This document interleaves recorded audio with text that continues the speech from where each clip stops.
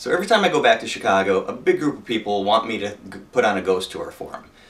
Naturally, it's impossible to get everybody together, so I decided to go ahead and go through what my last tour was. For those of you who can't make it, couldn't make it, and for any other strangers who might find this interesting. So I decided to put on kind of a different tour. It's very common to do the Resurrection Mary tour up and down Archer Avenue, which I love it. I've done it a million times though. Also, it's pretty common to go to Rose Hill Cemetery in Graceland and all those really common, also very, very cool places. But I decided to try to hit some places that I hadn't seen in a while myself. So our tour started on the north side, on Lincoln Avenue, at the Red Lion pub. Now for years, the Red Lion has been known to be the most haunted bar in Chicago. However, it's been closed since 2006. I've heard a ton of different rumors about how long it was going to be closed. Are they going to renovate? Are they tearing it down and building it from scratch?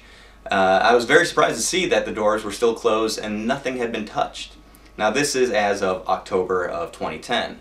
Let me know in the comments below on the YouTube page if there's any new news about this very haunted location. Across Lincoln Avenue from the Red Lion pub, of course, is the Biograph Theater. The theater famously known as the place John Dillinger saw his last movie and was gunned down by FBI agents outside of. Now his ghost, a blue apparition, a blue figure of a man, has been seen emerging from the theater, running down the alley, and then slumping, falling over, and disappearing in the alleyway. And that, of course, is the exact path that John Dillinger took in his final moments, trying to flee the FBI one last time. The Biograph itself was in danger of being torn down in the mid-2000s. Fortunately, Victory Gardens purchased the theater and renovated it for live performances. What I'm curious about is when it was the Biograph movie theater still, the seat that John Dillinger sat in was immortalized with a plaque. I think it was even a different color. I'm curious, after renovations, is there still a Dillinger seat? The employees at Victory Gardens were very nice and let us come in and walk around and take a look for ourselves. Not within the theater because there was a performance going on, but just to talk about the history of the place and just to look around. I had never actually been inside it before. So after we visited the Biograph Theater, we headed up to Bohemian National Cemetery, which is kind of an overlooked but one of my favorite cemeteries. Bohemian National is known for two things. First off, the very prominent statues by Alvin Posak, the Pilgrim, frequently mistakenly called Walking Death, and the Mother, which is standing right in front of the large communal mausoleum. It's also known as the place where many, many victims of the Eastland disaster were buried. There are a couple of sections in particular that just all seem to have the same death date on them. Of course, the Eastland disaster was the worst maritime disaster in American history. The cemetery was founded in 1877, is on the National Registry of Historic Places, and actually has the remains of Czech soldiers, Czech veterans of the Civil War, the Spanish-American War, and of course World War I and II. Now something new for me here that I'd never seen before, it was the Beyond the Vines section, a Wrigley Field themed area for internments of Cubs fans. Immediately across Pulaski from Bohemian National Cemetery is Montrose Cemetery. This is another landmark to commemorate a major disaster in Chicago and indeed America's history.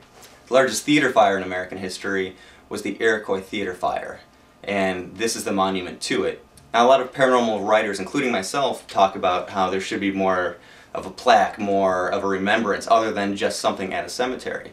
Well, it turns out that there is currently, just recently, a plaque at City Hall that was originally designed by Laredo Taft. Now, Laredo Taft, you may remember, he created the most photographed piece of funeral art in all of Chicago, which is Eternal Silence over at Graceland Cemetery. The rededication ceremony was held not very long ago, and I would love to see a photo of it. I'll go check it out myself when I'm back in town next. But in the meantime, if anybody has a picture of their own, I'd love to post it on my website, slimpictures.com. We went up to Evanston, to Calvary Cemetery, one of the most beautiful cemeteries around. Not known to be actively haunted, it was the site of a very common occurrence. This is the home of the Aviator. Again, people would see someone drowning off the shore of Lake Michigan and then emerge on shore, crawl up the rocky shoreline, cross Sheridan Road, 2 lanes in 2 directions, and then pace back and forth at the gates of the cemetery just after dusk. This is one of those phenomena that's seen by many people at the same time and went on for years and years. This is the ghost of someone who died during training during World War II when there were aircraft carriers in Lake Michigan and somebody didn't quite survive a landing or a takeoff. The ghost was commonly sighted until one night, as the folklore goes, that the groundskeeper left the cemetery gates open in the 1970s, and the ghost has never been seen since. One of the few ghost stories with a happy ending, where somebody actually apparently found their own piece. Now, just going through today, I took people up there because it's a really nice cemetery. It is the final resting places of Charles Comiskey, for all my White Sox fans out there, and also the Cuneos, who owned the Cuneo estate up in Vernon Hills, Illinois. Finally, our last stop on this tour was Barat College in Lake Forest, Illinois. Barrett started out as a women's school in 1858, one of the older institutions of higher learning for women. In 2001, it was purchased by DePaul, and unfortunately closed in 2005. The following year, it was sold to Barrow Woods to be developed into condos. Now, all schools have their own folklore, but Barrow was very actively haunted. There's the ghost of a nun. There were tales of the ghost of a young boy who died by falling through the elevator shaft in the building Old Main. His father was there working as a technician, didn't keep track of his son, who fell, died, and has since made his presence known in the art wing by dipping his hand in blue paint and touching students' artwork. I was really surprised when I took the group up there to see that pretty much everything was still intact. Things were fenced off, but the buildings were still standing. The developer is planning on keeping Old Main intact, which is nice to hear, but they are planning on tearing down the chapel, which is another haunted site. People would smell a very strong, overpowering floral scent, most likely associated with some of the ceremonies that have happened in that chapel. These grounds do hold a small cemetery, which I'm told is still intact today.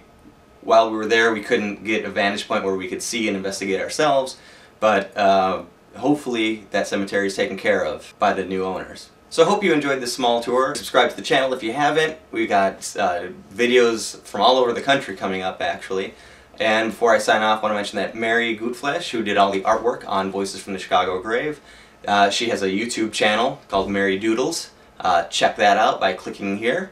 And also want to congratulate Ursula Bielski. She was just out here in California. She had an appearance, well, which will be upcoming, or depending on when you see this, maybe it already happened, on Travel Channel's show, Paranormal Challenge. Also congratulations to Mike Clean, who had a recent appearance on Ghost Adventures on the Travel Channel, and for his new book, which is doing very well. Thanks for watching. Visit slimpictures.com to read other people's stories and questions and submit your own.